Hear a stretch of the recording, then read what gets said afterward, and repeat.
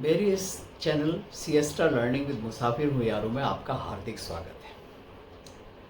तो देखिए, कई दफ़ा स्टूडेंट से पूछते हैं कि can we afford to see a movie before night before the examination, and the answer can be surprisingly yes, provided you have studied smartly over time.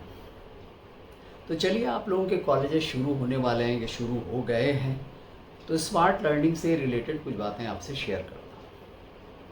देखिए, हमारे किसी भी टॉपिक पे जब हम कुछ सीखते हैं तो हमारी लर्निंग जो है वो दो बातों पे निर्भर करती है। एक तो ये कि हमने टीचर को क्लास में कितना ध्यानपूर्वक सुना है, नोट्स लिए हैं, किताब में पढ़ा है, अंडरलाइन किया है, कोई डेमो दिया जा रहा है तो डेमो को ध्यानपूर्वक देखा है, कुछ समझ नहीं आया तो पूछा, दोबारा पूछा है और फिर दोबारा समझने की कोशिश की है, एक्सेट्रा एक्सेट्रा।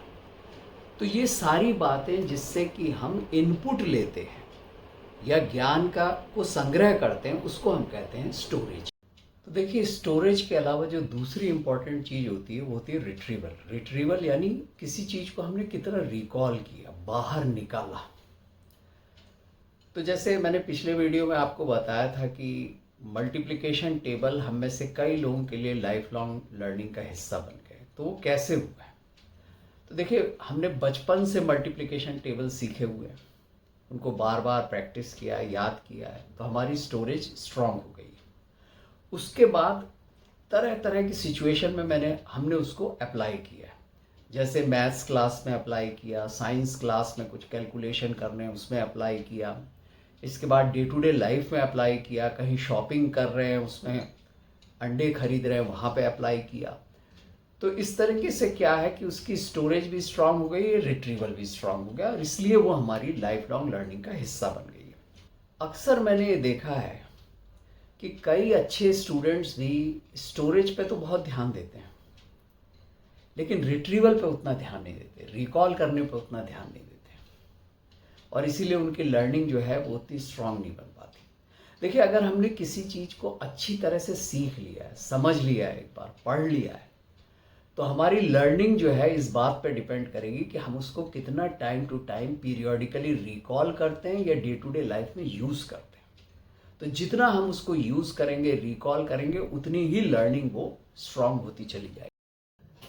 तो स्टोर किए गए ज्ञान को टाइम टू टाइम रिकॉल करना या यूज़ करना, ये भी अपने आप में कला है, जिसमें मेथड भी है और क्रिएटिविटी भी है। तो पिछले वीडियो में देखिए, मैंने आपको बताया था कि कैसे हम बाइलिंगुअल लर्निंग यानी दो भाषाओं के ज्ञान को अपनी लर्निंग को स्ट्रॉन्ग करने के लिए इस्तेमाल कर सकते। तो चलिए, इससे रिलेटेड एक प्रैक्टिकल टिप शेयर करते हैं। तो जब भी कभी आप नोट्स लेते हैं, तो नोट्स लेने के लिए आप मान लीजिए नॉर्मली इंग्लिश में नोट्स लेते हैं, तो पेज के फ्रंट साइड में आप नोट्स लीजिए और बैक साइड का इस्तेमाल जो कुछ भी आपने सीखा है और फ्रंट साइड में इंग्लिश में जो नोट्स लिए हैं उसको रिकॉल करने के लिए हिंदी या जो भी आपकी मातृभाषा है, जैसे पंजाबी, बंगाली, मराठी, उसका इस्तेमाल करके आप उसको रिकॉल कीजिए। एक बात का ध्यान रखिए कि किसी टॉपिक को अच्छी तरह सीखने के बाद तुरंत रिकॉल करने की कोशिश मत कीजिए। 2-3 दिन का गैप दीजिए और 2-3 दिन के बाद किसी दूसरी लैंग्वेज में या आपकी मातृभाषा में उसको रिकॉल करने की कोशिश कीजिए।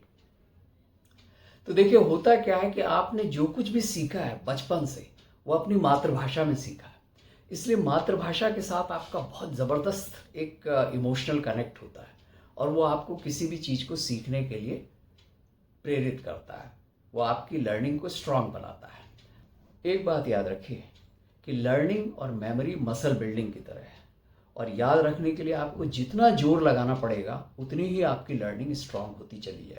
अब एक और प्रैक्टिकल टिप।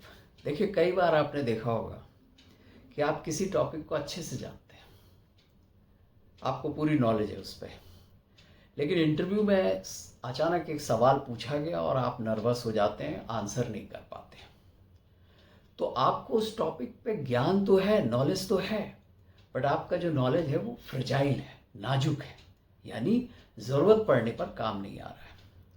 तो देखिए, नाजुक जो एक फ्रजाइल नॉलेज है उसको रोबस्ट बनाने का तरीका क्या है कि हम जितना उसको अलग अलग परिस्थितियों में इस्तेमाल करेंगे, नॉलेज को अलग अलग जगहों पे अलग अलग परिस्थितियों में यूज़ करेंगे, उतना ही हमारी नॉलेज जो है वो रोबस्ट हो जाएगी। एक आपको एक्सपर्ट ड्राइवर का एग्जांपल देता हूँ। वो एक्सपर्ट कैसे बनता है? वो अलग अलग परिस्थितियों में गाड़ी को चलाने से एक्सपर्ट बनता है। तो कभी हाईवे पे चला रहा है, कभी सकरे रास्तों पे चला रहा है, कभी सिटी में चला रहा है, ठीक है, कभी पहाड़ों पे चला रहा है। तो जितना अलग अलग परिस्थितियों में उसको चलाने की प्रैक्टिस होती है, यूज़ करने की प्रैक्टिस होती है, उतना ही उसका स्किल स्ट्रांग होता चला जा रहा है। तो इससे जुड़ी हुई प्रैक्टिकल टिप ये है कि अपनी जेब में एक ये छोटी सी डायरी ऐसी रख लीजिए, इस तरह की पॉकेट डायरी से कहते हैं इसको, कभी भी आप जेब में रख सकते हैं। और जब भी आप कहीं पर हैं, मान लीजिए मेट्रो में जा रहे हैं, आपके पास कुछ टाइम है, तो जो इम्पोर्टेंट टॉपिक्स हैं उनको लर्न करने को उसमें अपनी मातृभाषा में इसको रिकॉल कीजिए, इस डायरी में रिकॉल कीजिए। तो कभी मेट्रो में रिकॉल कर रहे हैं, कभी बस स्टेशन में खड़े हुए वहाँ पे रिकॉल कर रहे हैं, कहीं पे वेट कर रहे हैं वहाँ पे रिकॉल कर रहे हैं। तो जितना आप अलग अलग परिस्थितियों में इसको रिकॉल करेंगे, उतना ही आपकी नॉलेज स्ट्रांग होती चली जाएगी। तो चलिए, आज के वीडियो में इतना ही, और इसको पहले अप्लाई करके देखिए, और अप्लाई करने के बाद में अपने कमेंट ज़रूर शेयर कीजिए, क्योंकि जितना आप अपने कमेंट शेयर करेंगे तो लर्निंग से रिलेटेड जो आपके चैलेंजेस हैं उनको ध्यान में रख के मैं और भी क्रिएटिव और नए नए इनोवेटिव वीडियोस आपके लिए लाता रहूँगा।